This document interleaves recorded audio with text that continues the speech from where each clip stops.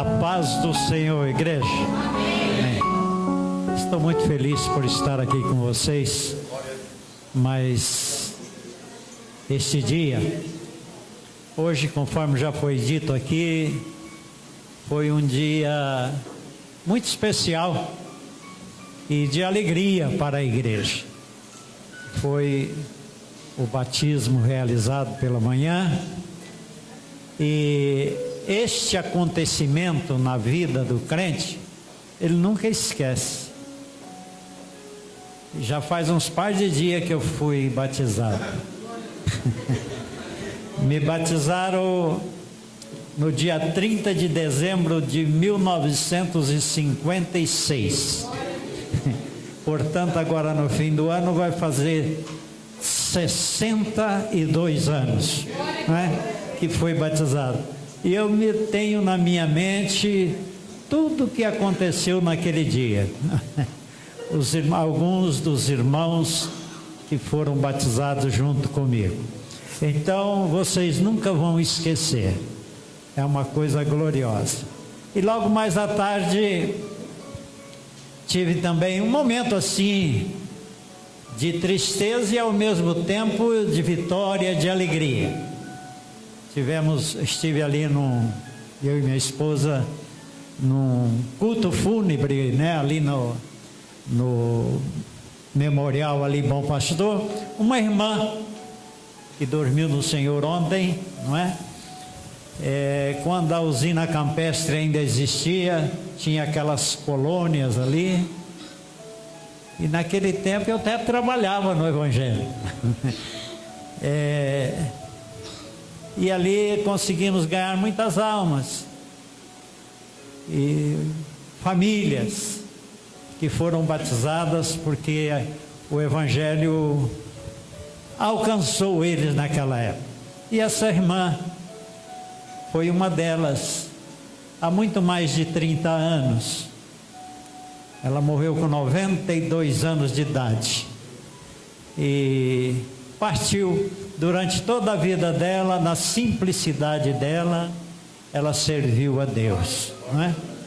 Até que Deus a recolheu, e louvamos a Deus pela vida que Deus deu a ela e pelo recolhimento que Ele fez no momento que Ele achou por bem, não é? Então foi um momento assim que traz tristeza, mas ao mesmo tempo traz assim uma certa satisfação por aquilo que Deus faz na vida das pessoas. Eu não vou fazer uma pregação, vocês têm pregadores aqui por excelência. Eu vou apenas comentar alguma coisa a respeito da nossa vida como crente. Eu tinha até preparado alguma coisa aqui, mas eu vou aqui ver aqui em Atos dos Apóstolos, que hoje foi dia de batismo, etc, né? Então, vamos lá. No capítulo 2 de Atos dos Apóstolos. Pode desligar aqui, por favor. Atos dos Apóstolos. Desligar o ventilador aqui para não desmanchar meu penteado. Mas está tudo bem, obrigado. O capítulo 2, versículo 41, a parte A do versículo diz assim: de sorte que foram batizados os que de bom grado receberam a sua palavra. Receber a palavra de bom grado, quer dizer, com alegria, com satisfação. E muitas vezes a palavra que nos é pregada, ou é pregada, não é uma palavra assim que de elogio, uma palavra que demonstra assim aquele carinho, aquela coisa. Não, às vezes é uma palavra dura, que fere o coração. Mas para todo momento existe uma palavra adequada para o nosso coração. E aqui no caso, o apóstolo São Pedro com os demais, então Pedro ele trouxe uma palavra dura para aquele povo. Não foi uma... Eles eram todos, vamos dizer, aquele povo que ali estava, eles eram judeus, criados sob a orientação da palavra de Deus.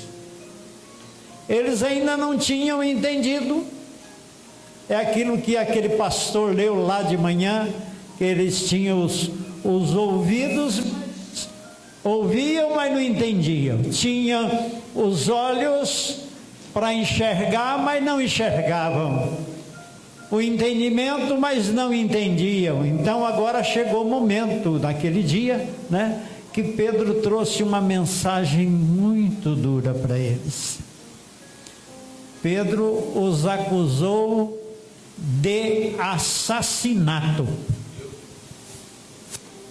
Aquilo que vocês fizeram com o príncipe da vida, entregando-o na mão de injustos para serem morto.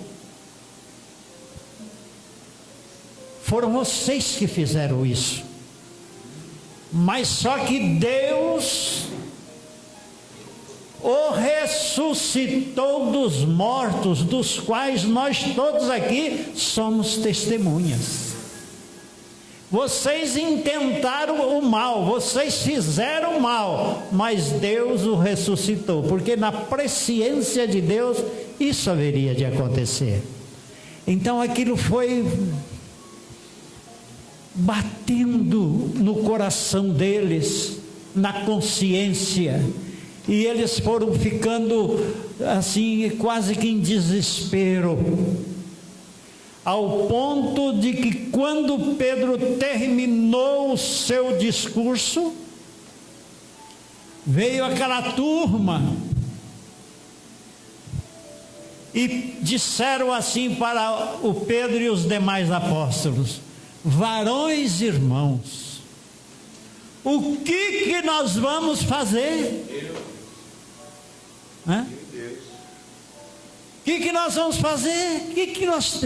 Nós reconhecemos, ele não está escrito assim, mas eles queriam dizer assim: nós reconhecemos que somos culpados. Meu Deus. Reconhecemos a miséria da nossa situação. O que a gente faz agora? E Pedro, ele diz assim, diz o versículo 38, é muito simples: arrependei-vos e cada um de vós seja batizado em nome do Senhor Jesus Cristo para perdão dos pecados, e receberás o dom do Espírito Santo. Então às vezes nós, ou talvez você, tem ouvido muito a respeito da pregação da palavra, tem ouvido o que precisa fazer para você ter o perdão dos pecados, qual é a atitude que você precisa tomar para ter direito ao perdão do pecado e a sua salvação. Mas você não tem tomado a decisão. E Deus tem falado ao seu coração. O que é que tem impedido você de receber Jesus como seu Salvador? Receber Jesus como Salvador não é simplesmente levantar a mão. Não é isso. A salvação, irmãos, ela tem vários estágios. Primeiro você ouve a palavra. A palavra de Deus entra no seu ouvido, vai ao seu entendimento, desce ao seu coração, e você compreende que você é pecador e que precisa do perdão, precisa de Deus. Meu Deus, aleluia. Então aí você reconhece que Jesus é a única pessoa que pode perdoar os teus pecados. Então você recebe Ele como Salvador. E quando você o recebe como Salvador, vem o próximo passo, que é aquilo que aconteceu hoje: o batismo nas águas. Ah, mas não posso batizar nas águas por causa disso. Mas por que você não se conserta? Meu Deus. Não é? É por causa disso. Larga a mão disso. Aleluia. Glória a Deus. Glória a Deus. É por causa da minha situação que está irregular. Regularize. Glória a Deus. Aleluia. São coisas que, se você parece que é tão difícil, mas é tão simples.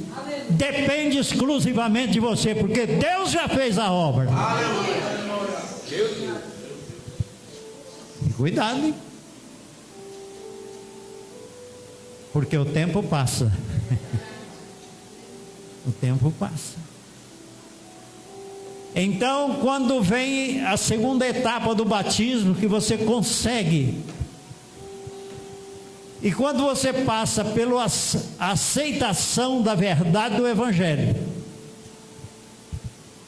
Evangelho quer dizer boa notícia. Essa palavra quer dizer boa notícia. Por que boa notícia? É porque eu, um ser humano, cheio de tanto defeito e tanto erro,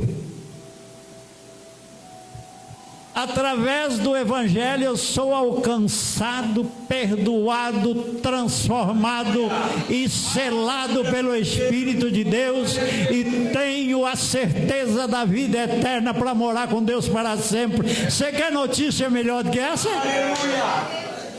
É Deus. Não existe. Então, mediante o batismo consciente, diz Paulo aos Romanos no capítulo 5, ele diz assim: que agora, sendo justificados por Deus,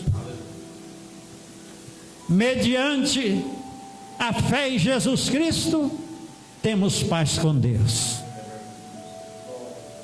Paz com Deus. Deus é nosso amigo, irmão. Tem gente que tem medo de Deus,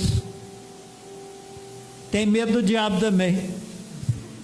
Mas o crente em Cristo Jesus, ele não tem medo de Deus, porque Deus é o nosso amigo, nosso Pai. Então a gente fala com Ele com toda a liberdade, conforme Jesus ensinou. Nós podemos, em qualquer lugar que estiver, ligar o nosso pensamento a Deus e dizer: Pai nosso que estás no céu. Glória a Deus. Aleluia. E ter certeza de que Ele ouve a sua oração. Ele é seu Pai, é o nosso Pai. Nós que somos seres humanos, a gente identifica a voz do Filho no meio de uma multidão. E quanto mais Deus. Então somos justificados, veja só, aceitamos Jesus, somos batizados, fomos declarados justos, não é porque a gente presta não, é porque Jesus nos tornou em condições de ser justificados.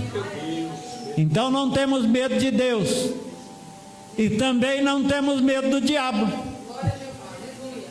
Tem gente que morre de medo, e ali tem um macumbeiro, e daí? Deixa ele lá, coitado, porque quem sabe Deus tem misericórdia dele. Não precisa amaldiçoar ele também, não. Ora por ele, para Deus libertar ele daquele engano. Nós não temos medo do diabo, por quê? Tem gente que fala: o diabo não tem poder. Não tem o quê? Tem muito. Mas sabe por que ele não nos destrói? Porque quando ele vem até você, quando ele vem até a mim, E ele olha em mim, ele não vê eu, ele vê o Senhor que habita em mim. Ele tem medo do Senhor que habita em você e em mim. É verdade. Não é medo de você, porque o fulano é isso aqui, não é o fulano, não, é Deus que habita nele. O fulano mesmo, ele não é nada. Então, justificados, veja aí como é que é o plano da salvação, os estágios da salvação. Não é apenas, aceitei Jesus e tal, e vai para a farra mesmo. Não, tem esse processo justificado por Deus. E agora começa o período mais longo no qual nós estamos vivendo, É verdade. que é o período da santificação. Sabe quando é que vai terminar esse projeto, esse plano, esse estágio da santificação? Quando você morrer. Aleluia. Glória a Deus. Enquanto vivermos, estamos aí procurando a santificação. Às vezes a gente vai até melhora, daí a pouco dá uma escorregada, surge um pouco, mas vamos de novo e vamos melhorando. Glória a Deus. Glória a Deus, aleluia. É verdade. E por mais que você seja esforçado, por mais que você seja santificado, por mais que você procure se aplicar à santificação, você nunca vai ficar bom. Nunca. Sabe quando é que nós vamos ficar bom? No dia que Jesus vir nos arrebatar com vida, ou se já morremos, seremos ressuscitados e transformados num corpo semelhante ao de nosso Senhor e Salvador Jesus Cristo. Glória a Deus.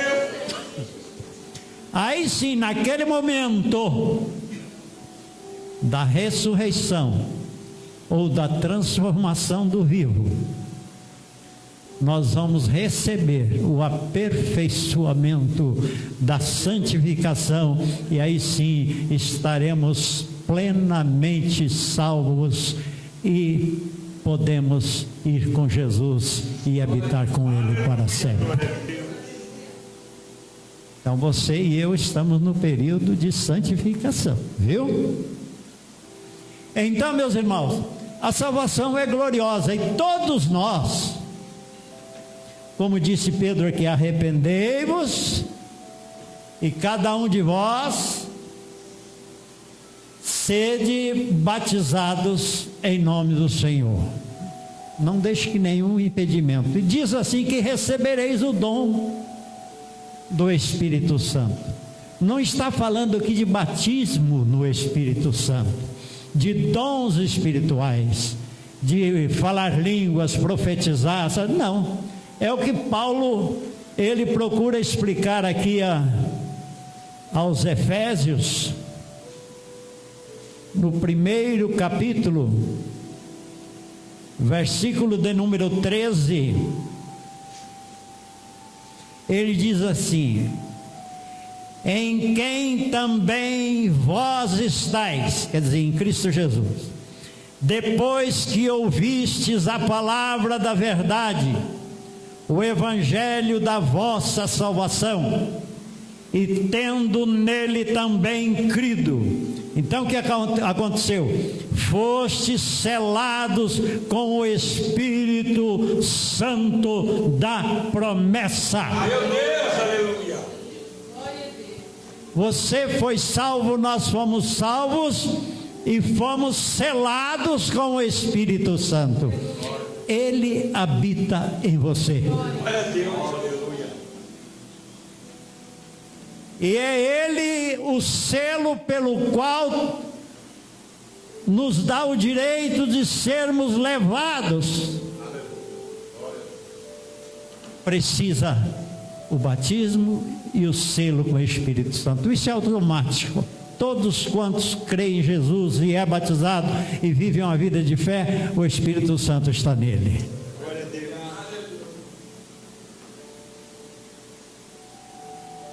E isso é o que mais importa na nossa vida. Fazendo aqui uma comparação, você pega e compra um envelope bem bonito, escreve uma carta muito bem escrita, põe até um perfuminho na carta, pega aquele envelope, passa uma cola nele e tal, e você escreve muito bem, e vai lá no correio e coloca lá mas sem o selo. Esse, de primeiro era manual, mas agora tem as máquinas. Joga aquele punhado de carta na máquina de correspondência, aquela que está sem selo cai de lado. Olha, não tem selo, vai para o lixo.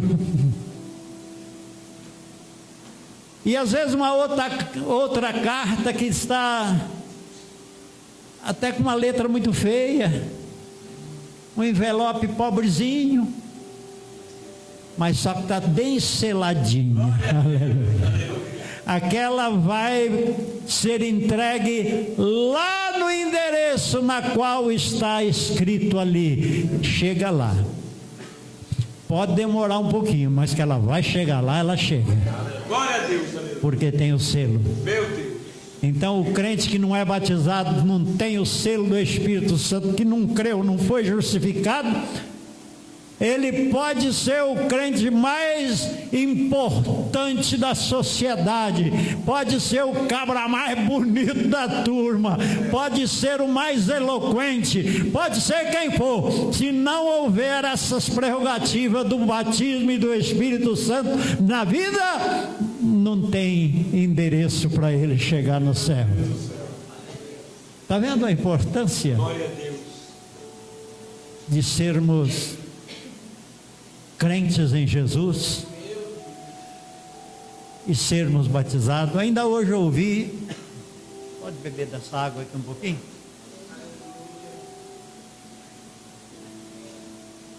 Ainda sempre eu ouço,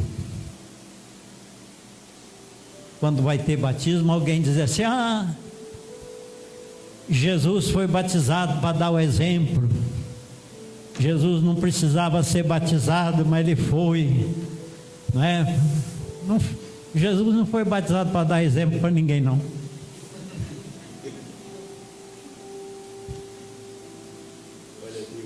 Jesus tinha consciência daquele batismo, ele precisava passar por ele. Vocês sabem por quê? Está aqui em Mateus, né, capítulo 3.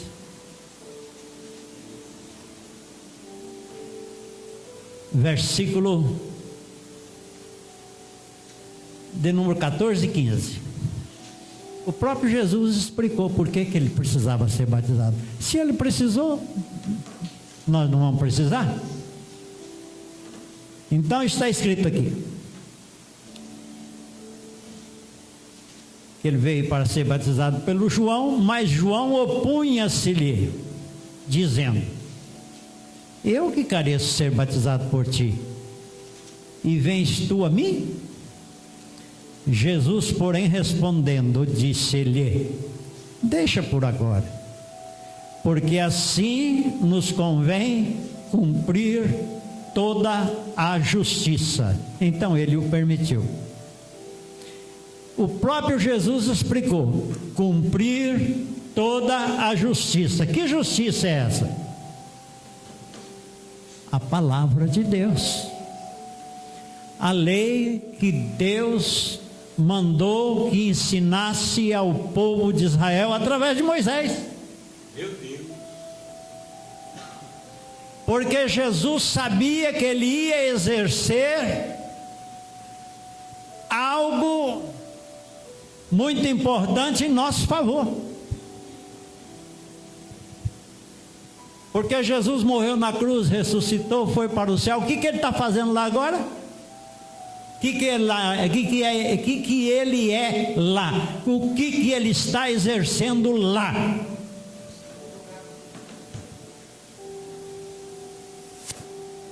Ele é o sumo sacerdote. Meu Deus, aleluia. Aleluia. Qual é o papel do sumo sacerdote? Interceder a Deus em favor do seu povo. Aleluia. Meu Deus. Por isso que lá no capítulo 29 do livro do Êxodo, Glória a Deus.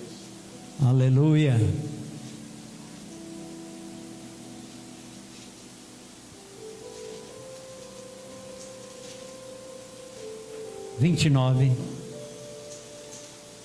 versículo 4 ao 7, nós vemos aqui a consagração, a separação e a consagração de Arão, sumo sacerdote do povo de Israel, povo de Deus, juntamente com os seus filhos, que seriam sacerdotes também.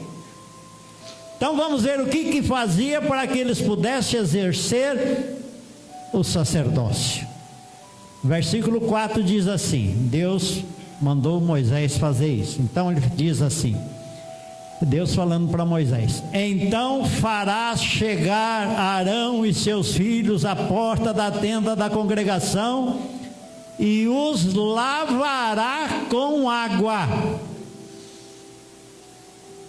Depois tomarás os vestidos e vestirá Arão da túnica e do manto do éfode, e do éfode mesmo, e do peitoral, e o cingirá com o cinto de obra de artífice do éfode.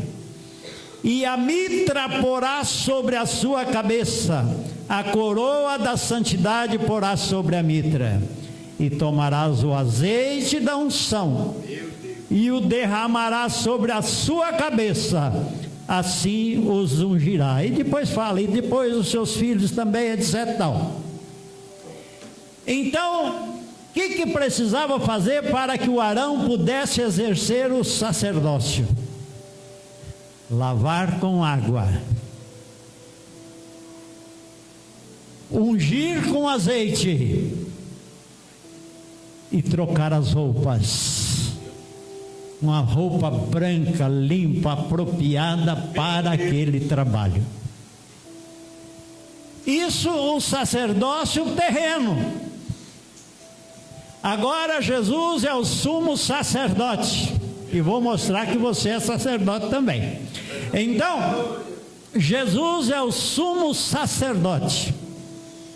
O que Jesus fez? Lavou-se com água, através do batismo. E enquanto ele saiu do batismo, veio o Espírito Santo sobre a sua cabeça. Glória a Deus. E Deus falou: este é meu filho amado, em quem eu tenho prazer. Então ele foi lavado com água, ungido com o Espírito Santo, que tem o azeite lá no início, que é o símbolo do Espírito Santo, e depois, para que ele pudesse entrar lá na glória, no santuário eterno, ele trocou de roupa. Aquela roupa que ele usava aqui, não sei, ficou lá no túmulo, dobradinha, etc. E Jesus, quando aparece a João lá no Apocalipse, ele parece umas vestes brancas, resplandecentes, não é? Tudo. Então ele lavou-se com água, foi ungido com o Espírito Santo e trocou as roupas. E agora ele está sentado ao lado do Pai, intercedendo por você e por mim. Aleluia. Por isso que aqui no livro de Hebreus, Jesus é a perfeição. Glória a Deus. No livro do Hebreus, no capítulo de número 2, fala assim que Cristo, como Filho do homem, é superior aos anjos e é o sumo sacerdote idôneo e compassivo. Então, por isso que no final do capítulo 2, no final do capítulo 2, o escritor aos Hebreus diz assim, versículo 17 e 18, diz assim: pelo que convinha que em tudo fosse semelhante aos irmãos, a nós, semelhante a nós, para ser misericordioso e fiel sumo sacerdote naquilo que é de Deus, para expiar os pecados do povo, porque naquilo que ele mesmo, sendo tentado, padeceu, pode socorrer aos que são tentados. Vamos lá. Jesus, como homem, ele foi chamado de enganador, de mentiroso. Falaram tanta injúria contra ele, e às vezes nós ficamos aí tudo, o irmão falou mal de mim. Oi, deixa que fala. Por que você está assim? Eu estou triste porque lá naquela igreja está cheio de falsidade.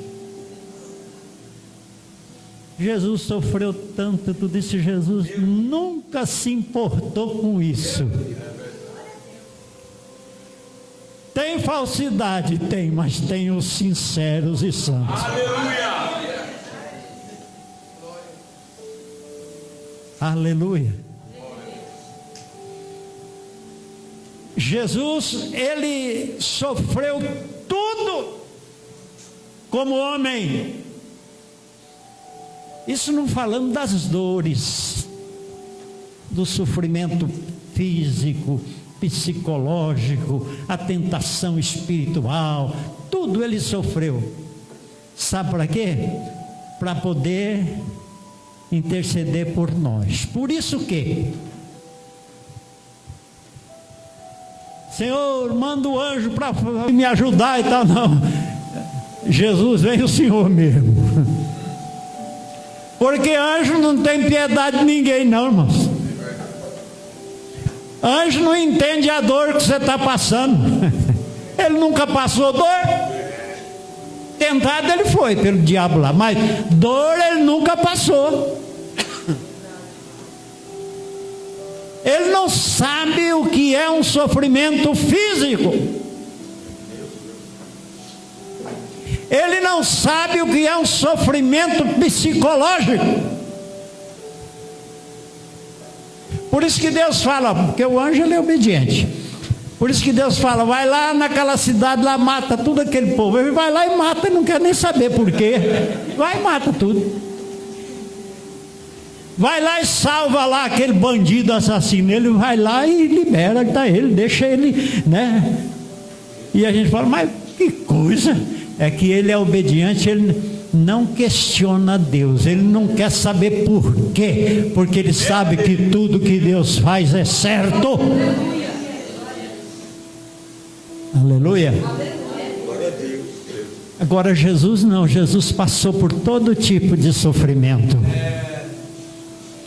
Por isso que quando ele vê o crente no sofrimento, passando por uma grande dor, passando por uma grande provação, Jesus fala, Pai, socorre lá o teu servo, porque eu sei muito bem o que é aquilo que ele está passando. Se nós não socorrer ele, ele não vai aguentar. Então, Senhor, socorre o teu servo. Jesus sabe. Aquilo que você sofre, Jesus sofreu também. Então, por isso que ele é o sumo sacerdote idôneo para poder nos socorrer.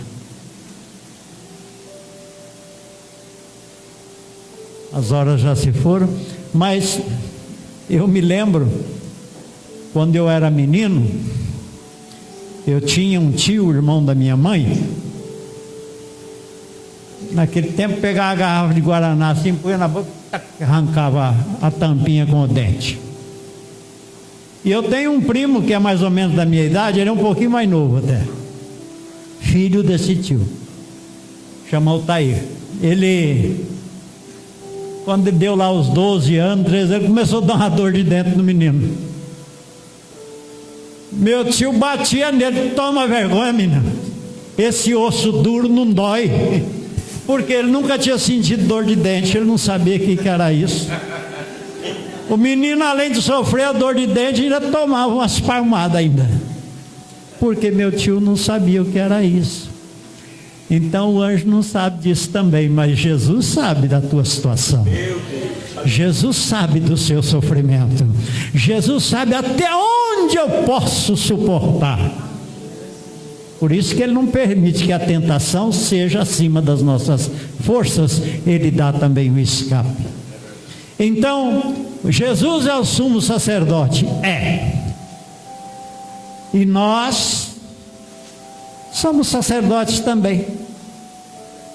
Então, por isso precisamos exercer, assim como os filhos de Arão exerciam o sacerdócio, nós também precisamos exercer o nosso sacerdócio aqui na face da terra, socorrendo uns aos outros, intercedendo uns pelos outros. Pedro escreveu na sua primeira carta, capítulo 2, verso 5, ele diz assim: vós também, ele está falando para aqueles que receberam Jesus. Então ele diz: vós também, como pedras vivas, sois edificados casa espiritual e sacerdócio santo, para oferecer sacrifícios espirituais agradáveis a Deus por Jesus Cristo.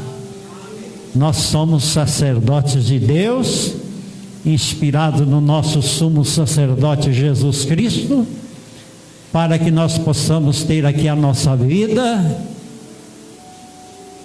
Se não puder ajudar, não atrapalhe, né? Mas que nós vamos poder ajudar alguém, levar o conhecimento da verdade a alguém e pregar a palavra para que a pessoa entenda, creia, reconheça o seu pecado e seja salvo em Cristo Jesus. Deus abençoe, irmãos. Um outro dia que eu tiver a oportunidade eu prego. Hoje conversei com vocês, né, esclarecendo algumas coisas para a nossa edificação. Amém? Deus abençoe.